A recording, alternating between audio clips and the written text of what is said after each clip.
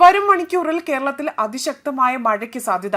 അറബിക്കടലിന്റെ മുകളിലായി ന്യൂനമർദ്ദം സ്ഥിതി ചെയ്യുന്നതിനാൽ തന്നെ മഴ വരുന്ന 5 ദിവസം കൂടെ തുടരും.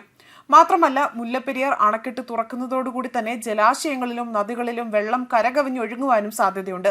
ആയതിനാൽ പൊതുജനങ്ങൾ ജാഗ്രത പാലിക്കണം. ഇന്ന് ഒറ്റപ്പെട്ട ശക്തമായ മഴയ്ക്ക് സാധ്യതയുണ്ട് എന്നും കേന്ദ്ര കാലാവസ്ഥാ വകുപ്പ് അറിയിച്ചു.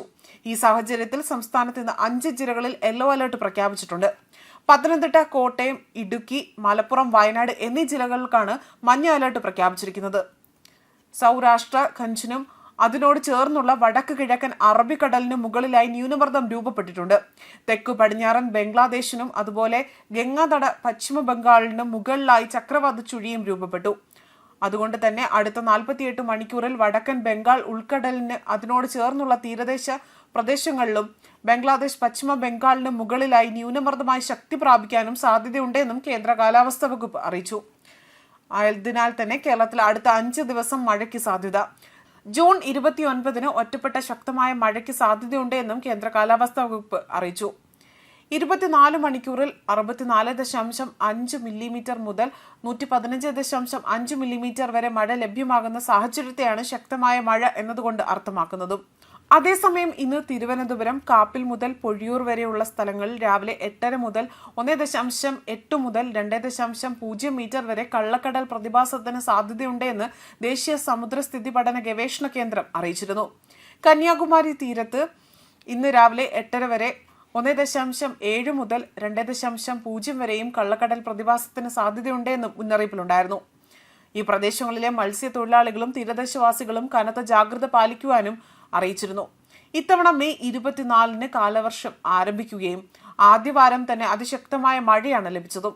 കേന്ദ്ര കാലാവസ്ഥാ വകുപ്പിന്റെ പ്രവചന പ്രകാരം ഇക്കുറി മികച്ച കാലവർഷം ലഭിക്കുമെന്നാണ് വിലയിരുത്തൽ. മുൻ വർഷങ്ങളിൽ നിന്നും വിപരീതമായി ഇത്തവണ ജൂണിൽ ഭേദപ്പെട്ട മഴ ലഭിച്ചു. ഇത്തവണ മെയ് 24-ന് കാലവർഷം ആരംഭിക്കുകയും ആദ്യവാരം തന്നെ അതിശക്തമായ മഴയാണ് ലഭിച്ചത്. കേന്ദ്ര കാലാവസ്ഥാ വകുപ്പിന്റെ പ്രവചന പ്രകാരം ഇക്കുറി മികച്ച കാലവർഷം ലഭിക്കുമെന്ന് തന്നെയാണ് വിലയിരുത്തൽ. മുൻ വർഷങ്ങളിൽ നിന്നും വിപരീതമായി ഇത്തവണ ജൂണിൽ ഭേദപ്പെട്ട മഴയാണ് ലഭിച്ചതും. മാത്രമല്ല, ഇത്തവണ ജൂണിൽ സംസ്ഥാനത്ത് 536.0 മില്ലിമീറ്റർ മഴ ലഭിച്ചു. 2018-ലെ മഹാപ്രളയത്തിന് ശേഷം ജൂൺ മാസത്തിൽ സംസ്ഥാനത്ത് ലഭിക്കുന്ന മികച്ച മഴയാണ് ഇക്കുറി പെയ്തിറങ്ങിയതെന്നും റിപ്പോർട്ടുകളുണ്ട്. 2018 ജൂണിൽ 780 മില്ലിമീറ്റർ മഴയായിരുന്നു ലഭിച്ചതും. മഴക്കണക്കിൽ വയനാട്, ഇടുക്കി ജില്ലകളിൽ ഇത്തവണ പ്രകടമായ വ്യതിയാനമുണ്ടായിരുന്നു. 2 ജില്ലകളിലും ഭേദപ്പെട്ട മഴ ലഭിക്കുകയും കഴിഞ്ഞ 6 വർഷമായി ജൂൺ മാസത്തിന് സംസ്ഥാനത്തെ ഏറ്റവും മോശപ്പെട്ട കാലവർഷം ലഭിച്ച മലയോര ജില്ലയിലെ വയനാട്ടിലും ഇടുക്കിയിലുമായിരുന്നു. വടക്കു പടിഞ്ഞാറൻ ബംഗാൾ ഉൾക്കടലിൽ ന്യൂനമർദ്ദം രൂപപ്പെട്ടതോടുകൂടി തന്നെ സംസ്ഥാനത്ത് മഴ ശക്തമായി ലഭിക്കുന്ന സാഹചര്യമാണുള്ളത്.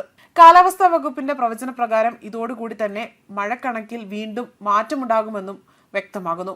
അതേസമയം വടക്കു പടിഞ്ഞാറൻ ബംഗാൾ ഉൾക്കടലിനും ഒഡീഷ പശ്ചിമ ബംഗാൾ തീരത്തും അതിന് മുകളിലായും ന്യൂനമർദ്ദം രൂപപ്പെട്ടു. പടിഞ്ഞാറ് വടക്കു പടിഞ്ഞാറ് ദിശയിൽ വടക്കൻ ഒഡീഷ, ഗംഗാതട, പശ്ചിമ ബംഗാൾ, ജാർഖണ്ഡ്, ഛത്തീസ്ഗഡ് മേഖലയ്ക്ക് നീങ്ങാൻ സാധ്യതയുള്ളതായും പറയുന്നു. കേരളത്തിന് മുകളിൽ മണിക്കൂറിൽ പരമാവധി 50 മുതൽ 60 കിലോമീറ്റർ വരെ വേഗതയിൽ കാറ്റിനും മോശം കാലാവസ്ഥയ്ക്കും സാധ്യതയുണ്ട്. കാലവർഷം കേരളത്തിൽ എത്തിയിട്ട് 1 മാസം തികയുമ്പോൾ തന്നെ കാലാവസ്ഥാ വകുപ്പിന്റെ കണക്ക് പ്രകാരം സംസ്ഥാനത്ത് ഇതുവരെ ലഭിച്ചത് 53% അധിക മഴയാണ്. ന്യൂസ് ഡെസ്ക് കർമ്മ ന്യൂസ്.